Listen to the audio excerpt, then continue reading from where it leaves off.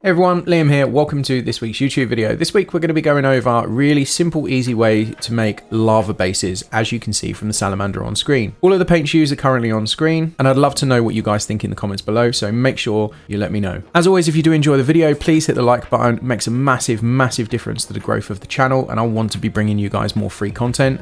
If you do want to see more, hit the subscribe button, and as always, if you want to join the community, we'd love to see some of your work. Feel free to check out the Discord. The link for that is in the description below. But enough of my rambling, here we go.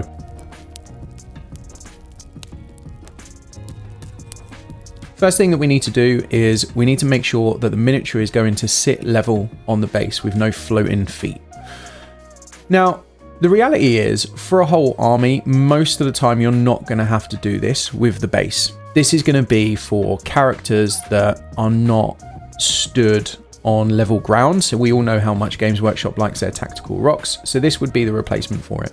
And ultimately what I've done is I've got a couple of big chunks of milliput and I've stuck them to the base. Now all I'm doing is roughly turning them into the shapes of rocks. I'm doing this just with a wet finger that I've dipped in the water pot, and then I'm using a sculpting tool to basically cut the shape into something resembling a rock. Now you can see that I've got two bases here. The reason for that is I wanted to show you two slight variations when it comes to using the texture paint, but we'll get to that shortly. The sculpting tool that I'm using is basically a dental tool. I'll put a link in the description below for anyone who wants to buy it, but this is the sculpting tool that I use for 80% of my conversions, and it's really, really handy. You can see with one side, I'm just smoothing out the milliput so it's relatively flat, and then I'm using the edge of it to cut it into shape, and I'm just looking to create some kind of randomness to these rocks.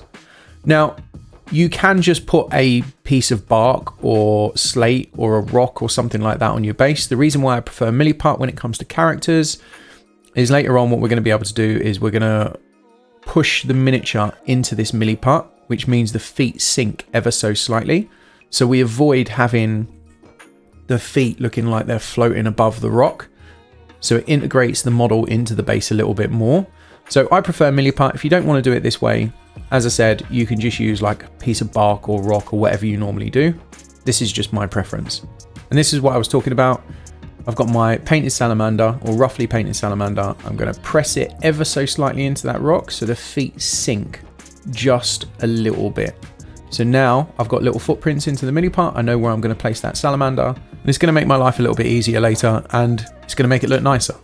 Next up, I've just got some old bits of rock. This is just leftover basing bits from some concrete slabs, miniature concrete slabs that I had. But any rock that you like the shape of will do.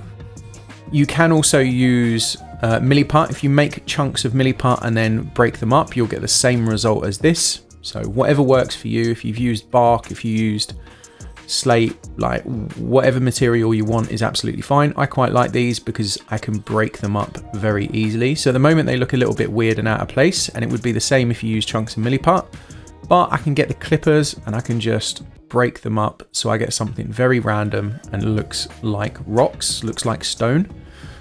Again, there's loads of different ways of doing this, and there's loads of different materials that you can use. If I didn't have these, as I said, I'd just be using milliput.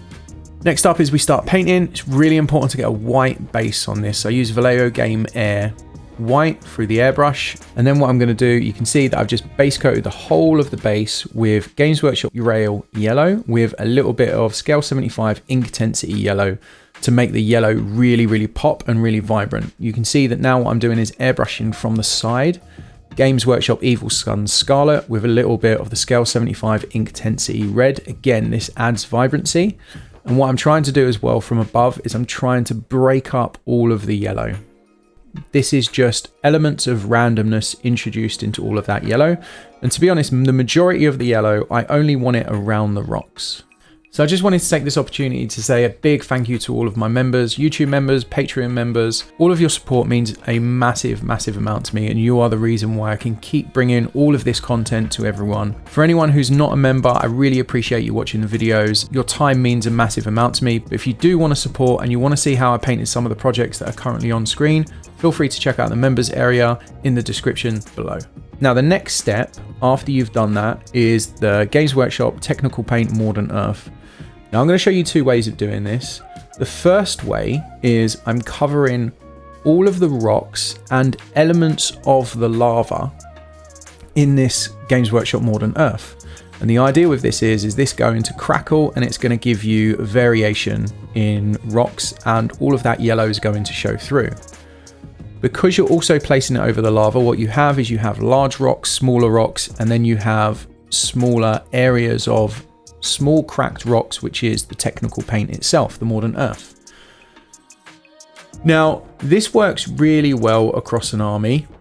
My only problem with it is this Mordant Earth is very black, it's very dark, so it always looks a little bit fake to me, and I also don't like how it just suddenly ends next to the lava, which you'll see when it dries.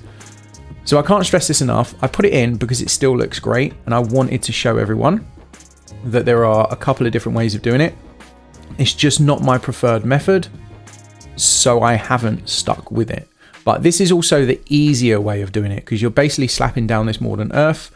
You're having different variations in thickness. That's really important. The thickness of the paint is going to dictate how big the cracks are. So where you have it really thin, it's going to have very small cracks. Where you have it really, really thick, it's going to have big chunks, and it can even lift off of the paint, which looks really great. Again, there's no right way of doing this. You have to pick what one you like the most. But you can see how I'm just covering the top of the rocks, and I'm making basically little islands within the lava. And once this dries, it looks really nice, but the black is very stark. And even if I dry brush over the top of it, it's a little bit much. First of all, I'm going over this with Games Workshop Khorne Red. I think this makes it a lot better. So first of all, it removes a little bit of the yellow because the base is very bright at the moment. But it also makes that black technical paint, the Mordant Earth, it makes it a little bit less extreme. It doesn't look as jarring, and I think this improves it quite a lot. And as you can see, it makes it look more natural with the salamander stood on top. So it's up to you how you do this or not. I think as a general rule, when you've got a lot of that Mordant Earth, it looks very, very extreme, and it normally needs like toning down a little bit, which is why I airbrushed the Games Workshop Khorne Red over the top. But this is your choice. Again, if you like this result, then absolutely go for it. It still looks great. This is the other base that I was doing alongside this because I wanted to show the two options. Now, the previous base, I obviously airbrushed the Khorne Red over the top to tone down the black of the Mordant Earth. The difference is this time I went and put Khorne Red over the top of this base before I put down this Mordant Earth. This made it a little bit darker because I knew it was a little bit too bright in comparison to the Space Marine. So that's the only step that's slightly different on this. The next thing that I'm doing, this Mordant Earth is going on exactly the same as it did last time, but I'm going very thin, and I'm doing it very sparingly on these rocks. So I'm not going to have massive cracks on this Mordant Earth, and then I'm going to do exactly the same and put it over the lava in these little islands.